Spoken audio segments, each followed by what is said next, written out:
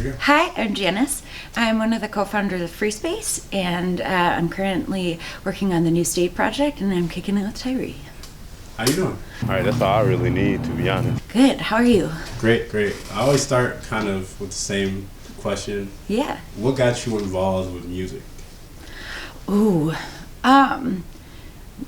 Probably when I started taking piano lessons when I was like 6 years old. I mean, I remember like going downstairs and stealing cassette tapes from my parents' collection and like listening to them, like really bad stuff too, like German pop music from the 50s and 60s and like just really weird stuff. And I remember taking like the Sting CD, and my mom had all these like Bob Marley. Anyway, so that and piano lessons kind of got me into listening and playing music. And we moved to Austria when I was 9 years old, and I forced my friends to form a band when we were 14. We were Pure Magnolia. We were like Austria's only all-girl band, and we sang in English. I think we sucked really badly, but we sang in English and everybody thought that was really cool.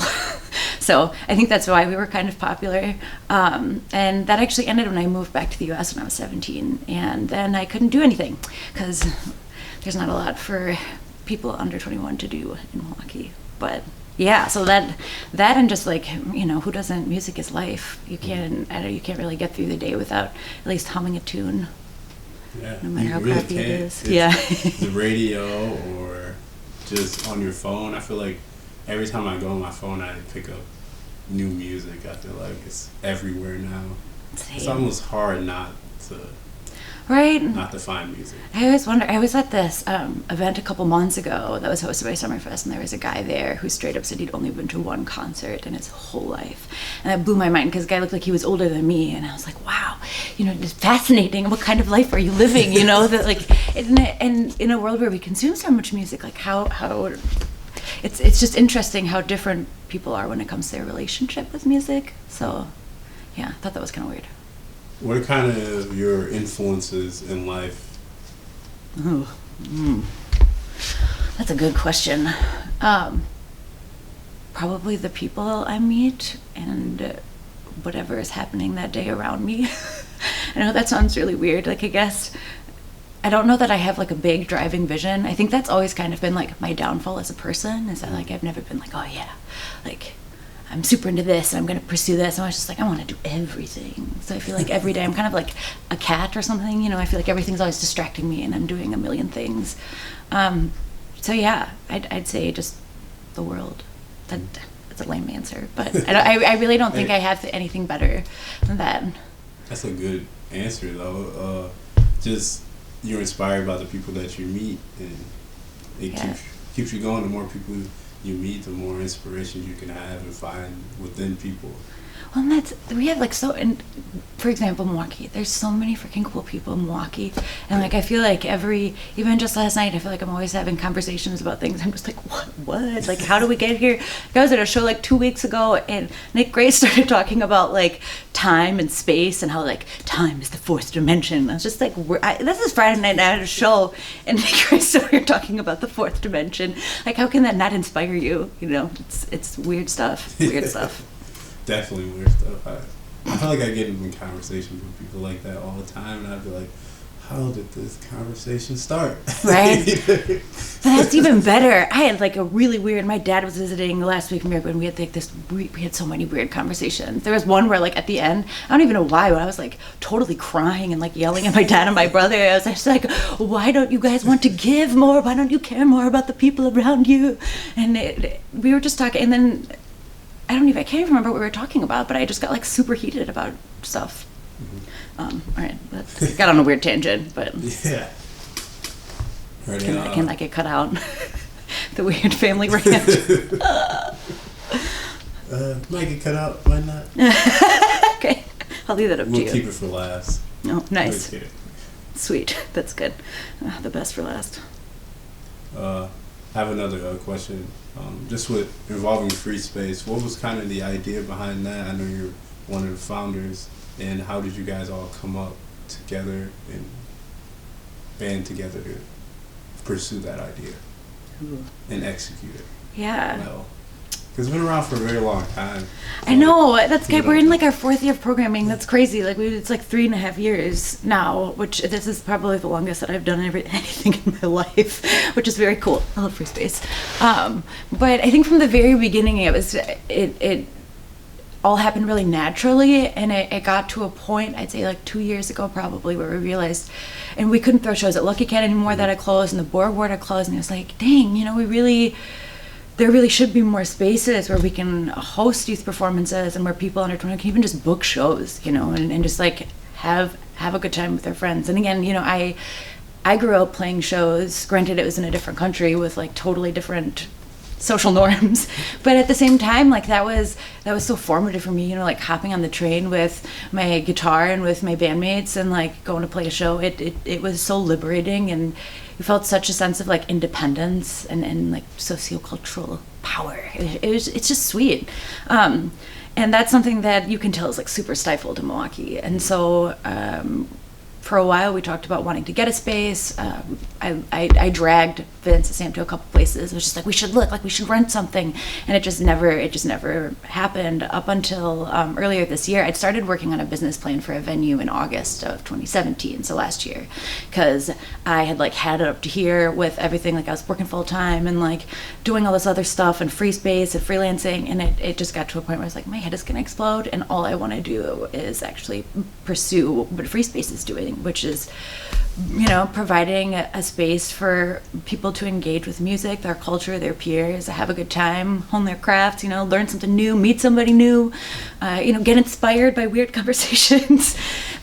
So when I was approached in January by a group who's hoping to save the State Theater on 27th and State, I was all gung-ho about it. I actually had to convince Vince, Sam, and Kane to agree to do it. I was like, you guys, this is gonna be so great. Like, look at this, there's this huge theater and it's empty and we're gonna turn it into a venue. And they were just like, hold up, Janice, like you're moving real fast, chill out. And I'm not even really sure when they agreed to it. I think it might have just like bugged them long enough. Just like, nah, they're just like, yeah, we're doing it. I told them too, I was like, if we don't want to do it as free space, I'm totally doing this alone. But it was clear that free space was always going to be part of it.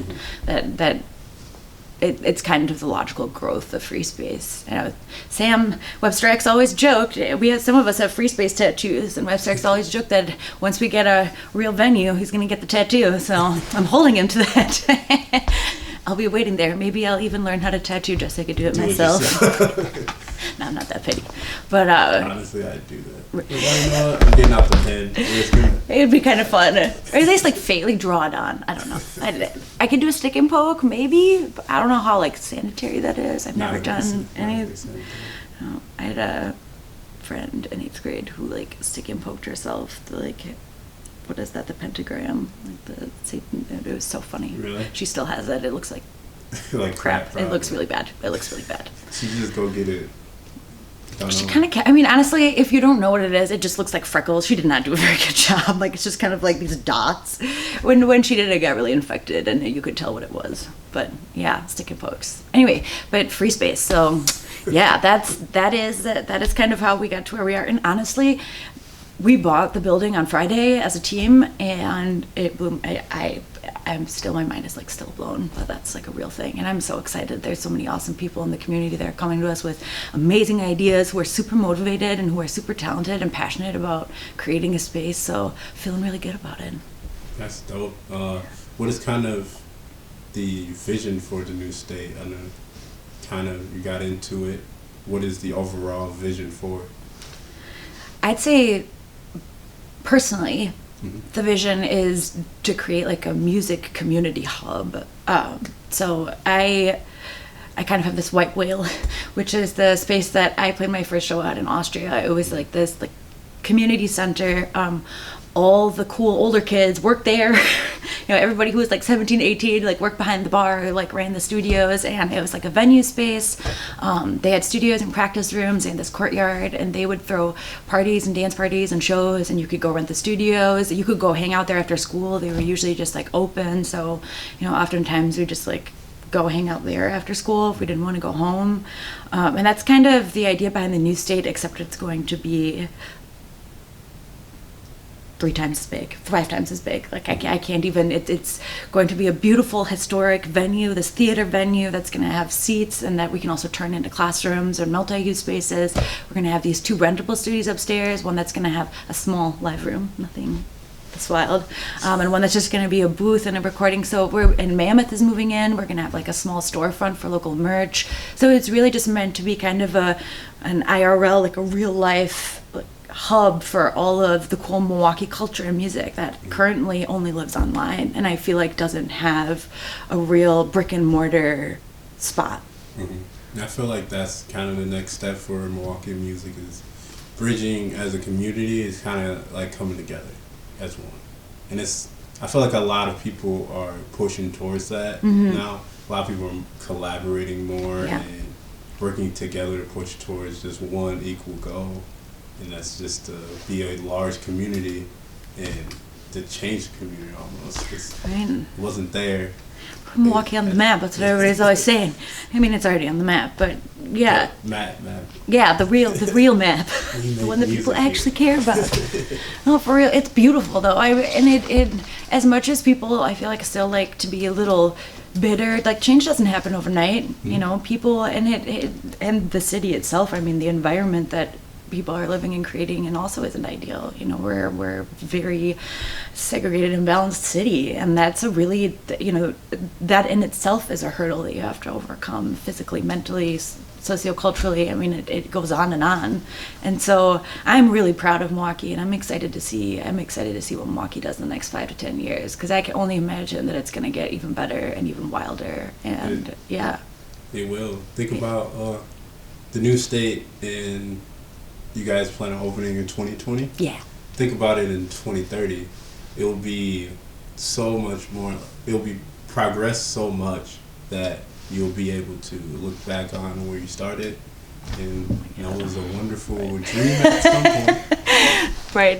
I'm really excited about that. I'm also hoping that by like 2030 the new state is already like way old news, you know. Like I'm hoping that this is an opportunity for some more smaller venues to pop up and people to host more shows in their mom's basement or whatever, you know, and just because that's something that you could feel Milwaukee's kind of lost over the past like decade or two with the underground scene. Like River West used to be, I remember coming here in high school and sneaking out. That was like, man, 17-year-old Janice getting asked to go to a show, and I was like, my mom won't let me leave the house. And I was like, oh, just sneak out. And I was like, yeah, I'm gonna sneak out. And I went to a show at like River West Film and Video, where like I got Juicebox. It was Juicebox. Juicebox like put me in his armpit, and I was like, this is crazy. And then we went across the street, and there was another show in the basement, and like it was just, there was just stuff going on every corner, and that I feel like I want to bring that back.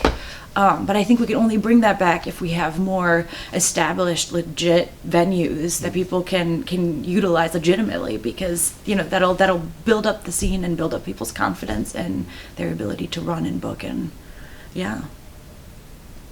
creative. All right. I always have a couple random questions. Oh, good. What are your top 3 favorite movies?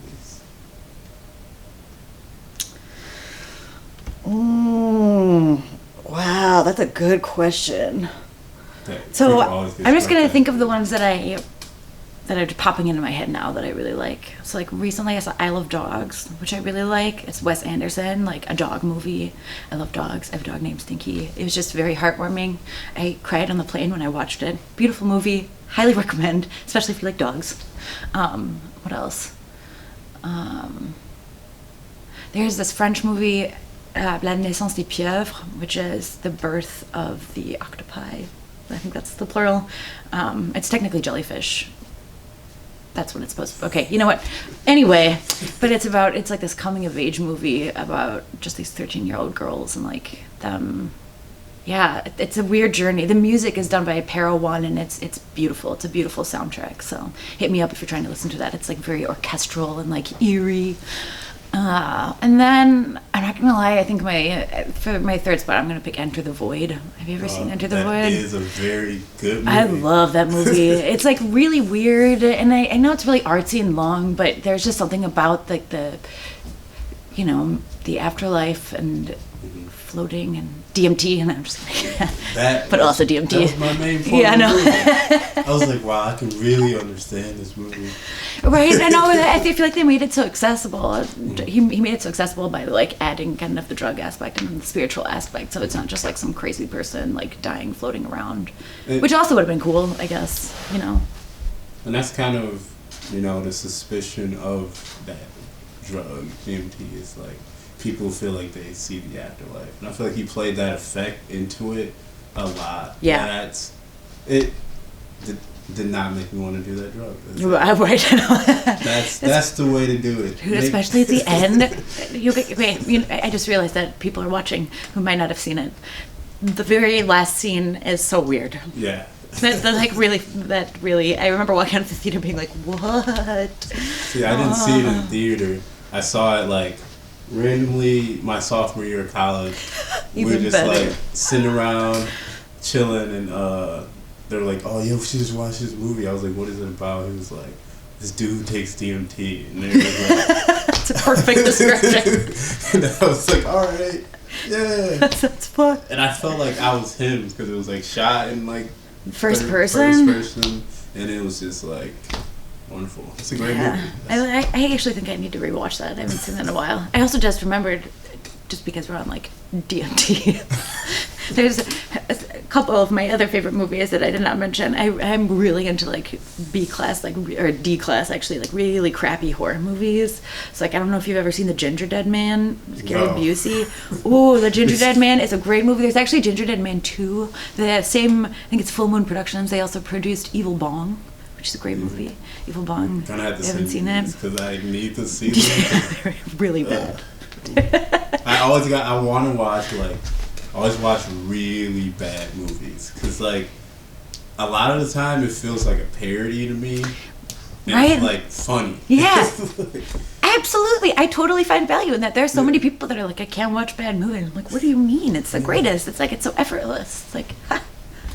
Like, look at how they made that special effect. Like, the way they make the Ginger Dead Man, and there's all this, like, weird blue gooey stuff. And I was like, really, was that, like, the easiest thing? You guys just like, oh, we have this blue slime. Like, let's just have that be the blood. Go to Walmart, blue slime. Right? So it's, like, antifreeze. It's, like, I don't know, Jell-O.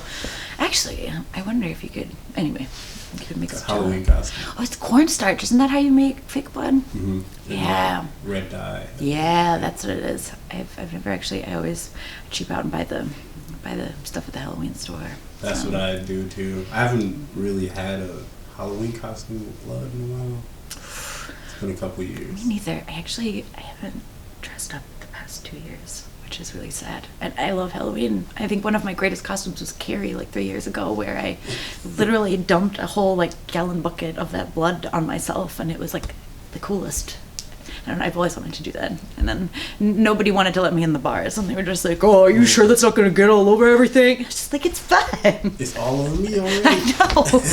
That's kind of cool, though, because people, like, stayed away from me. Like, especially at the bar, because they didn't want to touch me. So, and I should do blood again. I should do blood again this next year. I forgot about that. And I was like, yeah. It definitely got me to the front of the line.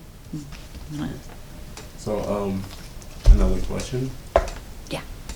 If you were stuck on an island with I always switch up the items, 3 albums, what would it be? Oh. That's a really good question. One day I'm going to say songs, and then people will be like, I don't know. That's even harder. I don't know. And I'd probably pick really crappy songs just because, like, I pick the ones that get stuck in my head all the time.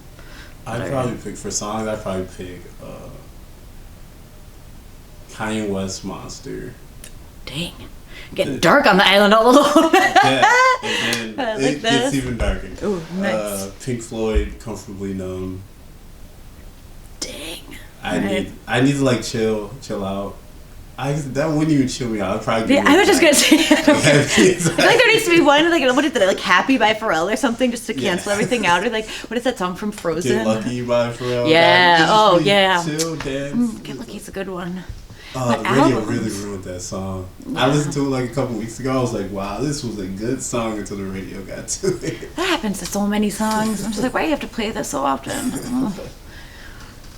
Okay, but albums, like that's a really good. That's like a really good question. Okay.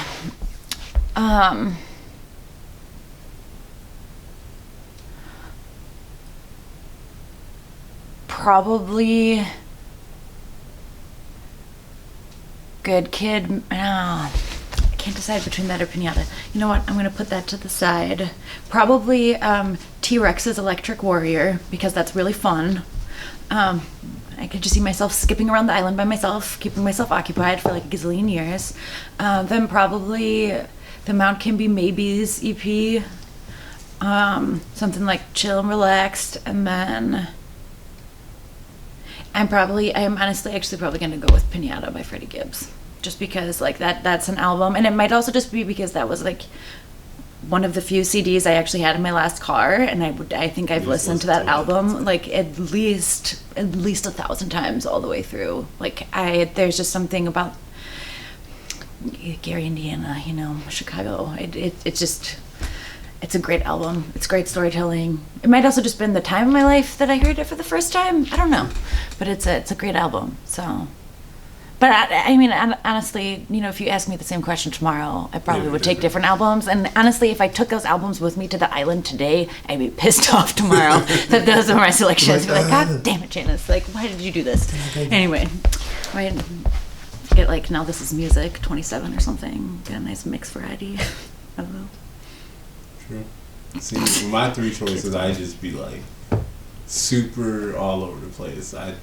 I'd turn into Kanye. I'd just be like ranting all the time at one point, and then Comfortably Numb would give me anxiety.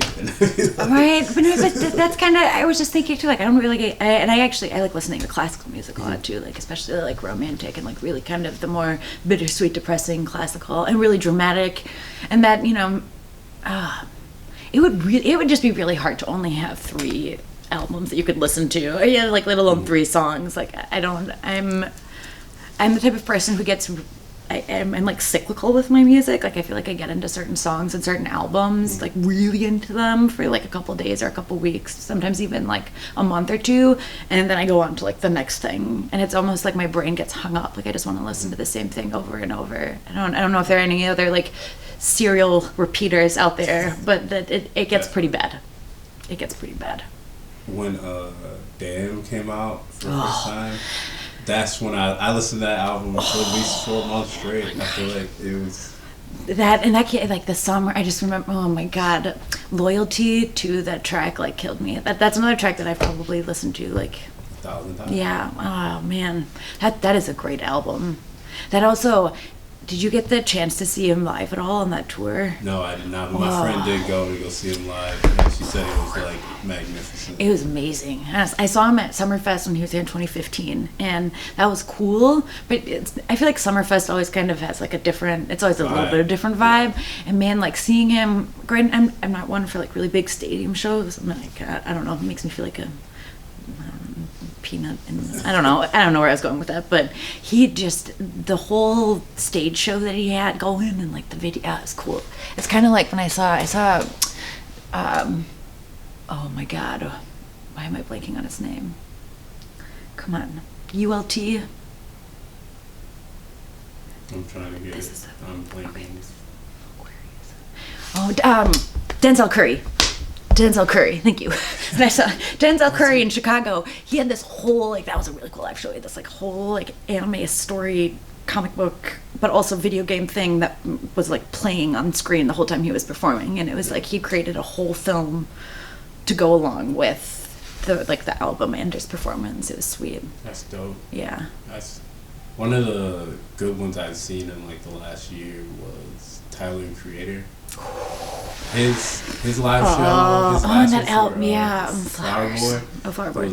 It was so good, but the venue he did it in, it was like in Madison at like this hockey arena, and he almost after he finished every song, he'd be like, "This is the weirdest place I've ever seen." Like almost after every time, he was like, "This is just so weird." I mean, that is kind of a weird spot. Like a hockey arena. It's kind of weird that they put artists in spaces like that. It was literally just in the middle of the hockey arena. He had like so much space behind him, and there was so much space like behind like where they set up. for it too. Weird. Wait, so It like was so where the weird. ice was, they had like the stage. They had, I think they put something over the top. Yeah. But Yeah, so pretty much what I saw. It was pretty cold in there too. It was super weird. I could see why he was like, "This is the weirdest show I've ever played in my life." I'm sure that you'd think that like there would be better venues to book to Greater, especially in Medicine. Isn't that like where UW Medicine is? They have all those weird unions and stuff. Yeah, it was pretty good because he had like a whole set, so he'd bring out more, like as each song started and finished, he'd bring out a different set to like fit it. So it was like pretty perfect. Like That's awesome. it was pretty perfect. Man, I love storytelling. I love when people do over the top stuff on stage. I just think that's so much fun, and it gives you an idea of how they want to bring their music to life and like a little bit more of like the mood. There's a what was that? I was in college. It's like 2010 or 2011. I saw this artist. Oh my god, I'm brain farting so hard. But he was on his ISAM tour, if I remember the name. Anyway, but he had this incredible setup where this is like just when projections and like 3D renderings and stuff like that was really getting mainstream and bigger, and he had this whole like cube set up, and he was on the inside of this like giant cube setup. It looked like these mountains of like cubes that you had towered up, and from the inside with the PS4 he could like command the effects and like the different, it was almost like screensavers or whatever, but they were changing the way that, because the cubes, it was wild. I remember thinking this is insane, and then a couple years later I saw Rat-a-tat in Madison. Not really sure why I went to that, but like the way that they had all these weird, I can't wait to see the weird stuff people do in like 15 years where you go in and you're like floating in a fog and then like stuff just comes to you. Like I'm excited to see what happens.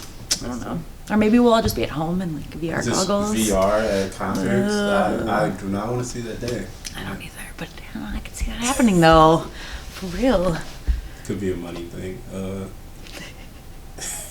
have a story. It's kind of crazy that. Oh yeah.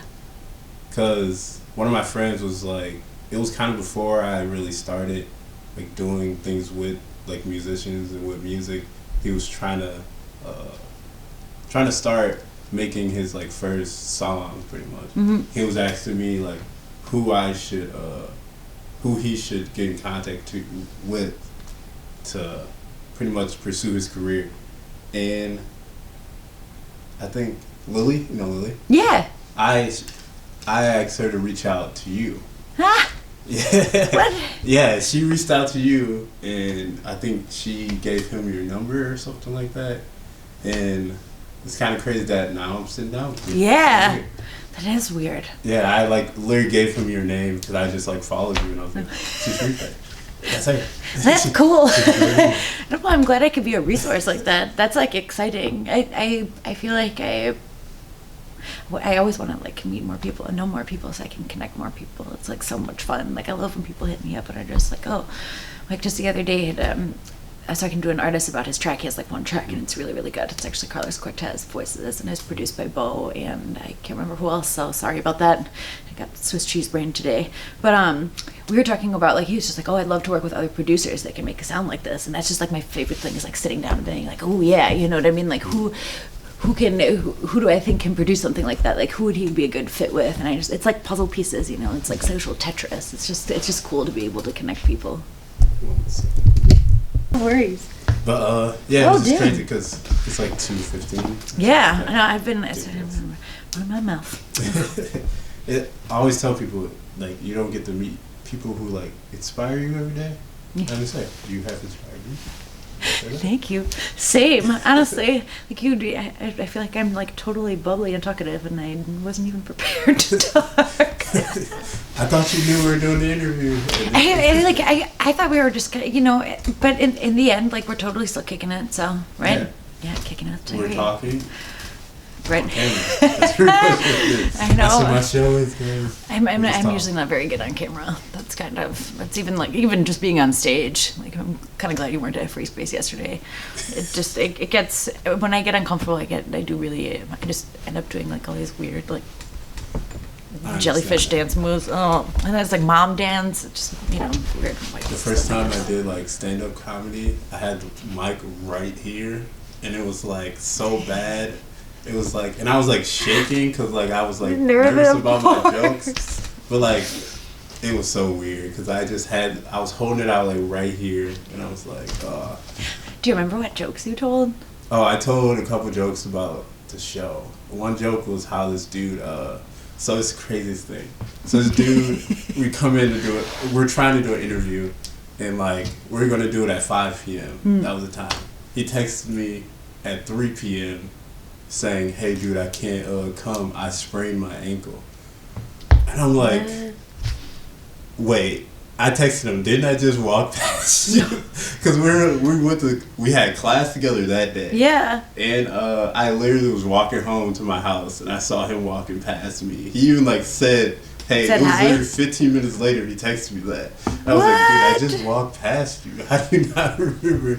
Like, oh wait, so did he actually sprain his ankle?